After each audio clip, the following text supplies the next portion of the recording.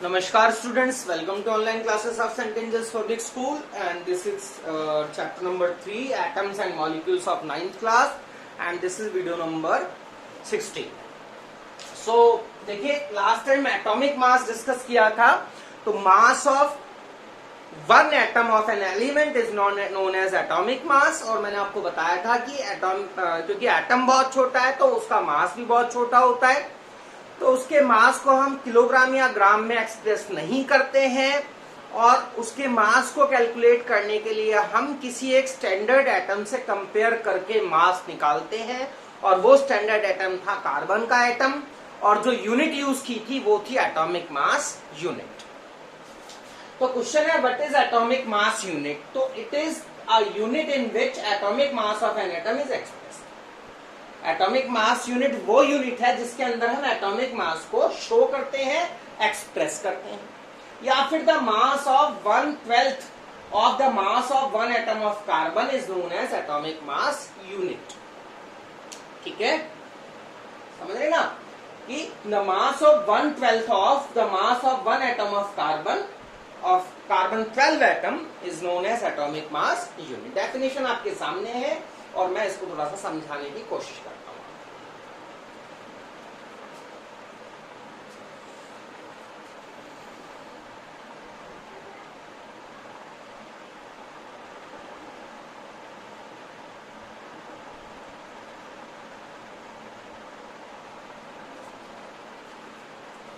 देखिए कार्बन के एटम का मास क्या होता है। Carbon atom mass of carbon atom, mass of carbon atom वो होता है 12।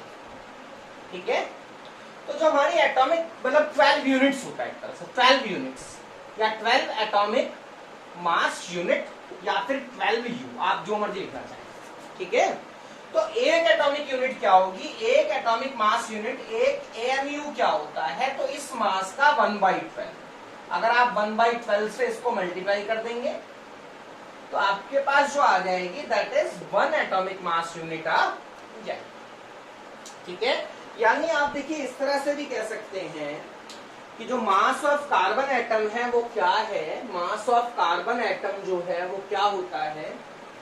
देखिए mass of carbon atoms, mass of carbon atom वो है 12, वो 12 है 12। ठीक है, तो अब इसका अगर हम 1/12 कर दें तो हमारे पास क्या आ जाएगी 1/12 ऑफ 12, दैट इज 1 आ जाएगा। तो this 1 is known as atomic mass unit, atomic mass unit. ठीक है, कार्बन के एटम का जो कार्बन के एटम के जो मास है जो कि 12 है वो 12 हमने माना 12 एटम है, तो वो हमने मान लिया 12 एटॉमिक यूनिट है। तो अगर इन 12 एटॉमिक यूनिट्स का हम 1/12 करें तो हमारे पास क्या आ जाएगा, एक एटॉमिक मास यूनिट आ जाएगी जिसको हम सिंपली यू भी लिख सकते हैं।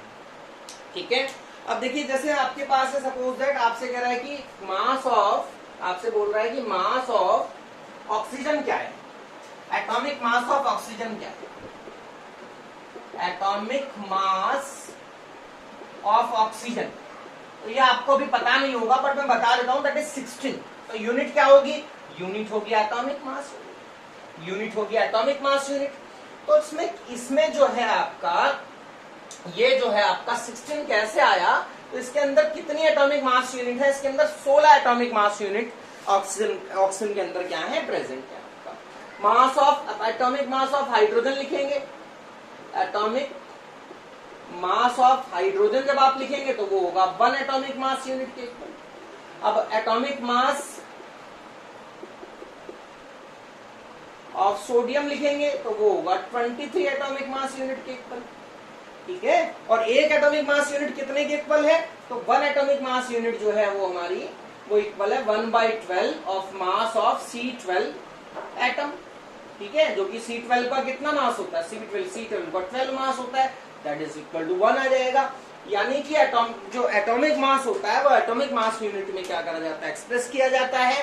और जो एटॉमिक मास यूनिट है वो कहां से निकाली गई है, C12 एटम का जो मास होता है उसका 1/12 जब किया जाएगा तो आपके पास 1 एटॉमिक मास यूनिट आ जाएगी।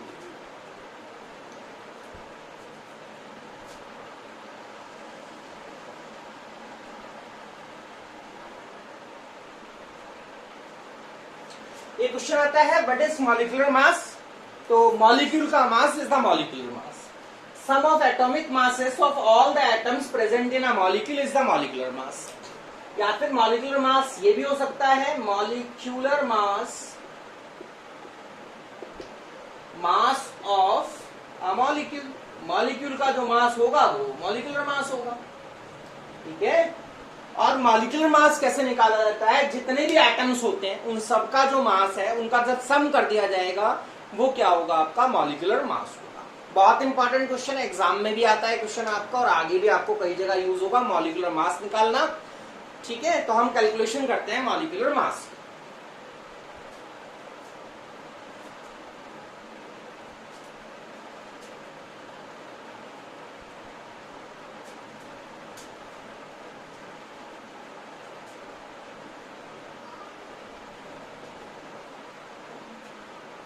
जैसे हमको बोलेगा वाटर का मॉलिक्यूलर मास निकालो, वाटर का मॉलिक्यूलर मास निकालो, तो ये आपको एटॉमिक मास गिवन होंगे साइड में। जैसे हाइड्रोजन का होता है 1U या 1 AMU भी हो सकता है, ऑक्सीजन का होता है 16U, ठीक है। तो अब इसका मॉलिक्यूलर मास निकालना है, क्या आएगा molecular mass, molecular mass of water क्या आएगा, देखिए 2 हाइड्रोजन है तो 2 इंटू में हाइड्रोजन और प्लस ऑक्सीजन का मास। तो हाइड्रोजन का मास में 1 रख दूंगा, ऑक्सीजन का मास में 16 रख दूंगा, 2 1 जा 2, 2 and 16 18U आंसर आ जाएगा, ठीक है। That is the molecular mass of water. आपसे कहा calculate the molecular mass of NH3, ammonia का मॉलिक्यूलर मास निकालो। तो आपको साइड में मास गिवन होंगे, नाइट्रोजन का मास होगा 14U, हाइड्रोजन का मास होगा 1U। तो मॉलिक्यूलर मास क्या आएगा, मॉलिक्यूलर मास 1 नाइट्रोजन का मास और 3 हाइड्रोजन का मास। N का हो गया 14 और इसका हो गया 3 इंटू में 1, और 14 एंड 3 कितने हो जाएंगे 17U, ठीक है।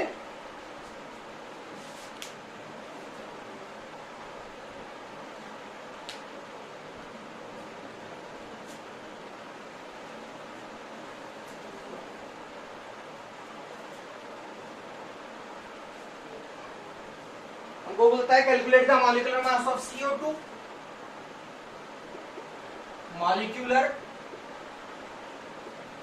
मास ऑफ CO2 क्या आएगा मॉलिक्यूलर मास,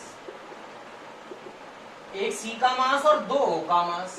तो ये मास आपको गिवन होंगे साइड में क्वेश्चन में, C का मास होगा 12U, O का मास होगा 16, ये गिवन होंगे आप। तो C का मास कितना है 12, O का मास कितना है 16, 16 2 जा 32, 32 और 12 कितने हो जाएंगे 44, ठीक है। 44U आंसर आ जाएगा।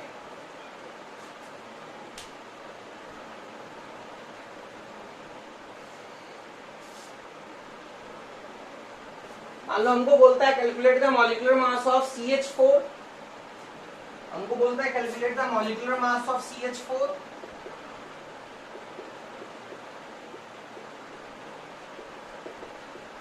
क्या आएगा, एक C का मास और 4 हाइड्रोजन का मास, 4 हाइड्रोजन का मास, C का मास 12, हाइड्रोजन का 1। अगर हमें ग्राम में गिवन है तो हमें चेंज नहीं करना है, कभी कभी ग्राम में गिवन होगा। तो 12 प्लस 4 इंटू में 1, 16 ग्राम, ठीक है।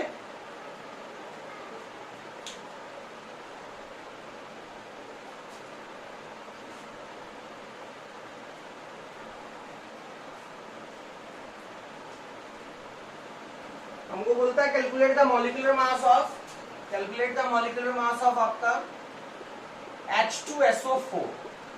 तो साइड में गिवन होगा H का 1, S का 32, O का 16, ठीक है। हमको बोलेगा निकालिए, तो क्या आएगा मॉलिक्यूलर मास, 2 हाइड्रोजन का मास, 1 सल्फर का मास और 4 ऑक्सीजन का मास।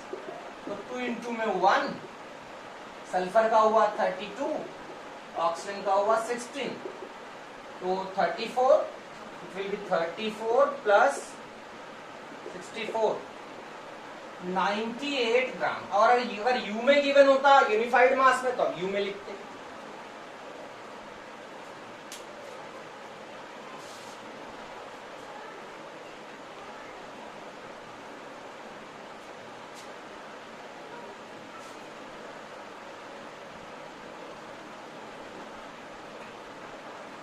सकता है। मान लीजिए calculate the molecular mass of HNO3, यहाँ गिवन होगा H का 1U, N का 14U, O का 16U। ठीक है, साइड में आपको मास गिवन होगा, तो आप निकालिए मॉलिक्यूलर मास क्या आएगा, एक H का मास, एक N का मास और 3 O का मास। H1 N का 14, 15, it will be 63। ठीक है,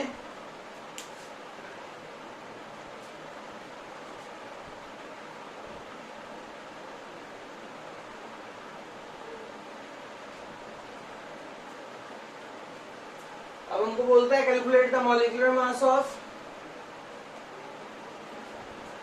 HCl। HCl H का 1, Cl का 35.5।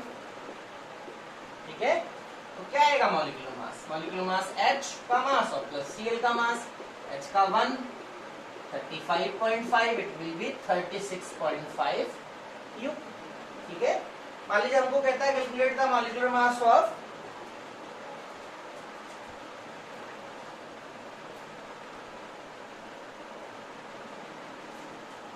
Calculate the molecular mass of C6H12O6। ठीक है, तो क्या मॉलिक्यूलर मास आएगा, 6 C का मास, 12 H का मास और 6 ऑक्सीजन का मास। C का मास 12 होता है, H का मास 1 हो जाएगा, O का मास 16 हो जाएगा। 72, 12, 96, सबको ऐड करेंगे,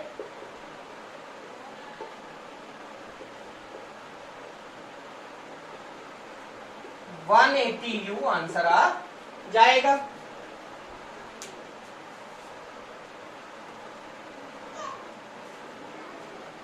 जैसे मान लीजिए हमसे कहता है calculate the molecular mass of O2। Molecular mass of O2 निकालने को क्या सकता है, क्या मॉलिक्यूलर मास होगा, तो इसका मॉलिक्यूलर मास होगा, ऑक्सीजन का होता है 16U। ठीक है, तो O2 का क्या आएगा, 2 इंटू में O का मास, 2 इंटू में 16, 32U।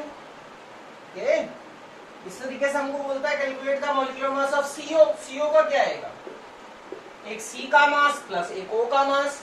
C का मास 12 होता है, O का 16 होता है, 28U। ठीक है,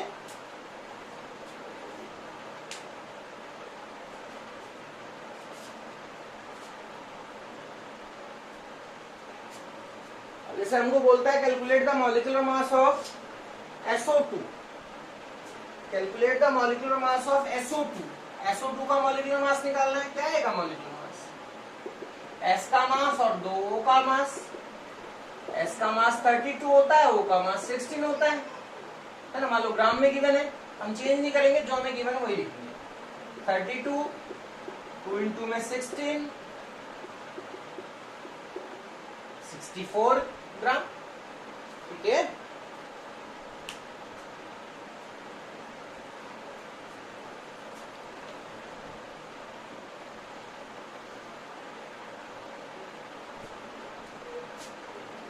मान लीजिए हमको कहता है calculate the molecular mass of C2H6। क्या आएगा मॉलिक्यूलर मास, 2 कार्बन का मास, 6 हाइड्रोजन का मास। कार्बन का 12 होता है, हाइड्रोजन का 1 होता है ना। 24 प्लस 6, इट विल बी 30 ग्राम। ठीक है, तो इस तरह से हमें किसी का भी मॉलिक्यूलर मास निकालने को एग्जाम में आ सकता है।